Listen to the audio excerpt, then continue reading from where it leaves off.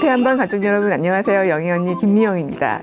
좋은 부모가 되려고 노력하시는 여러분의 마음을 담아서 저희 고민 해결 열심히 해보겠습니다. 오늘도 유쾌한 밤이 사랑하는 김미영 교수님 모셨습니다. 안녕하세요. 안녕하세요.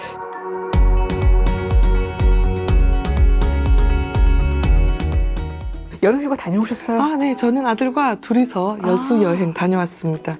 아이들이 자라면 온 네. 가족이 다 같이 함께하는 여행은 참 어려운 것 같아요. 네. 맞아요. 휴가 얘기 나왔으니까 혹시 네. 정식과 선생님들이 추천하는 네. 좋은 휴가 이런 게 있을까요?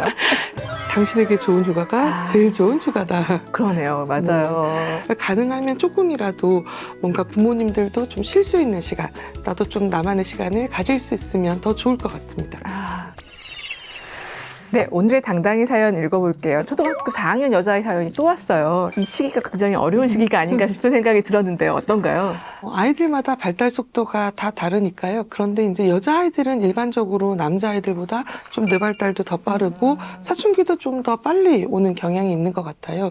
그리고 초등학교 4학년이 되면 여자아이들은 특히 좀 그룹이 생기기 시작하면서 친한 아이들끼리 좀 몰려다니고 아이들하고 관계가 더 중요해지고 그러면서 뭔가 부모로부터 조금씩 독립하고 멀어지는 그런 시기가 되는 것 같고요. 그러면서 이제 그런 부분들과 관련해서 부모님들이 고민하시는 어떤 지점들이 생기기 시작하는 것 같습니다. 저도 초등학교 4학년 아이를 둔 엄마로서 많은 공감이 가는 사연일 것 같은데요. 초등 4학년 여자아이가 원리 원칙주의자예요. 새치기, 수업 시간에 몰래 물 마시기, 약속 시간 안 지키기 등 친구들이 규칙을 어기면 지적을 하고 지적받은 아이가 화를 내면 둘이 싸우고 그 친구랑 절교까지 가기도 합니다.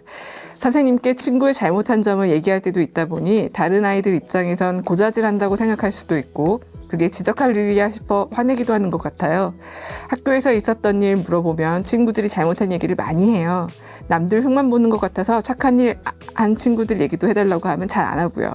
규칙이나 규범을 지키는 게 맞는 거니 뭐라 할 수도 없고 융통성을 발휘해보라며 해주는 얘기는 씨알도 안 먹히니 저러다가 친구들과 하나둘 계속 멀어지는 게 아닐까 걱정이 됩니다. 단짝이었다가 절교하면 저까지 아이 친구 엄마랑 서먹해지더라고요. 사연 읽어보니까 도덕성이 굉장히 엄격한 친구 같아요. 네. 잘못하는 걸 알려주는 거지만 자칫하면 친구들에게 좀 미운털 받길 수도 있을 것 같고요. 맞아요. 네. 사연 어떻게 보셨어요? 우리 당당이는 좀 원칙주의자인 것 같아요. 우리 당당이를 이해하기 위해서는 아이들의 도덕성 발달과 사회성 발달을 같이 이해할 필요가 있을 것 같아요. 아이들이 아주 어릴 때는 자기의 어떤 옳고 그름의 기준을 가지고 있지 못하잖아요. 그래서 어릴 때는 좀 엄마가 이거는 해도 돼, 이거는 하면 안 돼, 그거는 뜨거워, 뭐 이거는 나쁜 거야, 뭐 이렇게 얘기하는 거를 들으면서 뭔가 이렇게 해도 되는 것과 안 되는 것, 남에게 피해를 주는 것과 안 주는 것을 배워가기 시작하잖아요. 그러면서 아이들이 뭔가 이렇게 부모가 제시해주는 어떤 기준, 옳고 그름의 기준, 혹은 나의 욕구나 나의 공격성이나 이런 것을 조절하는 어떤 기준을 조금씩 받아들여서 내 마음에 그런 기준이 생기게 되는 거거든요.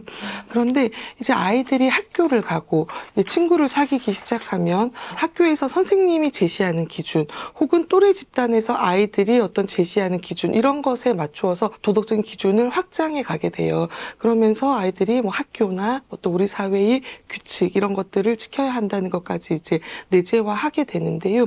그런데 이제 아이들이 조금 더 자라고 세상의 모든 규칙에는 좀 예외가 있을 수 있고 또 규칙은 상황에 따라서 다 모두 동일하게 적용되는 것이 아니라 조금씩 다르게 적용되는 것이고 또 어떤 뭐 행동의 결과가 좋지는 않더라도 그 행동의 의도가 굉장히 선했다면은 그거 좀 다르게 해석할 수도 있다. 이런 것을 이해하면서 조금 더 포괄적이고 유연한 도덕성을 가지게 되거든요.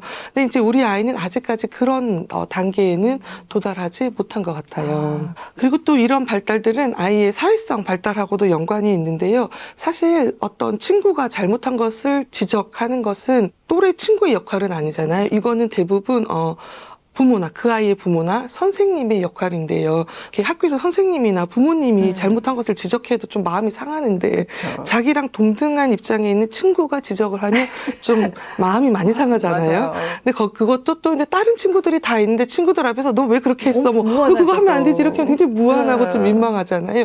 그런 사회적 상황에서 내가 하는 행동이 다른 사람의 마음에 어떤 영향을 미칠 수 있고 뭐 사회적 상황과 맥락에 맞는지 이런 것을 이해하는 능력이 아이들이 이제 아직 이 나이에는 부족할 수도 있는 거죠. 그래서 그런 능력들이 조금 더 자라면 이런 행동들을 덜 하게 될 거라고 생각이 듭니다. 오늘에서 당당히 어머니도 아이에게 뭔가 이렇게 이런저런 조언을 많이 해주시려고 했는데 아이가 맞아요. 씨알도 안 먹겠다고 맞아요, 맞습니다. 걱정을 하고 네. 계세요. 아이에게 어떻게 조언하면 좀 이 얘기를 좀 이해할 수 있을까요? 우리 아이가 지금 잘 이해하지 못하고 있는 네. 것들을 설명을 해주는 게 중요할 것 같아요.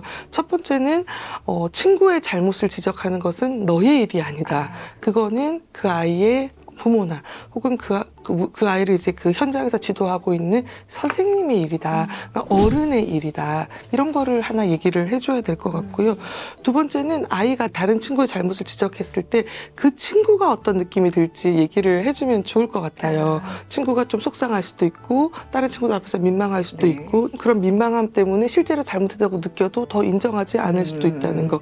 그런 걸 설명해주면 좋고 혹은 만약에 네 친구 누구누구가 다른 친구들 앞에서 너 그런데 뭐 왜 이렇게 했어? 숙제 안 해왔어? 숙제 늦게 냈어? 이렇게 지적을 하면 너는 기분이 어떨 것 같니? 이렇게 한번 역지사지로 역지사지로 맞아요. 물어봐줘도 좋을 것 같습니다. 그리고 이제 세 번째로는 네. 친구란 무엇인가? 좀 친구란 무엇인가에 대해서 한번 얘기를 해보면 좋을 것 같아요. 친구란 어떤 존재냐? 애기들한테부터 시작해서 자랄 때까지 계속 물어보면 되게 다르게 말을 해요. 초등학교 저학년 아이들은 놀이터에서 자주 노는 아이, 무슨 공기놀이를 같이 하는 아이, 뭔가를 같이 하는 아이를 친구라고 생각하거든요. 근데 우리 정도 나이가 되면 어른이 되면 좀 뭔가 나의 속상한 점이나 혹은 내가 요즘에 너무 재밌다고 생각하는 관심사나 이런 것들을 공유하는 것이 친구라고 생각을 하게 돼요. 그래서 아이한테는 친구의 역할은 무언가를 함께 하는 것, 뭔가 같이 하는 것, 재미있는 활동을 같이 하거나 나의 마음이나 관심사나 이런 거를 나누는 것이 친구의 역할이고 우리가 친구 사이에서 뭔가 충고를 할 때는 굉장히 친한 사이, 그렇죠. 특별한 사이, 맞아요. 그리고 어떤 잘못을 지적해도 상대편이 정말 나를 위해서 하는 것이라고 확신하는 굉장히 깊은 친구 사이에서만 하는 거잖아요. 맞아요. 그래서 그런 것을 아이한테 설명을 해주시면 좀 아이가 이해하는데 그리고 또 아이의 사회성 자라는데 도움이 될 것 같습니다.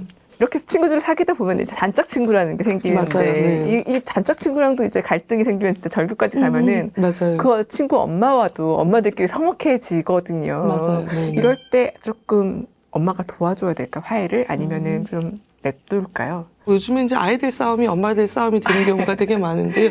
그리고 엄마들도 아이들 사이에 갈등이 생겼을 때 대처하시는 방법이 다 다르세요. 그런데 이런 친구 관계에 있어서 어떤 부모의 역할, 특히 이제 친구를 사귀기 시작하고 친구와 관계를 유지하고 또 지금 우리 당당이처럼 어떤 갈등이 생겼을 때 부모의 역할도 아이가 자라면서 계속 바뀌는 것 같아요.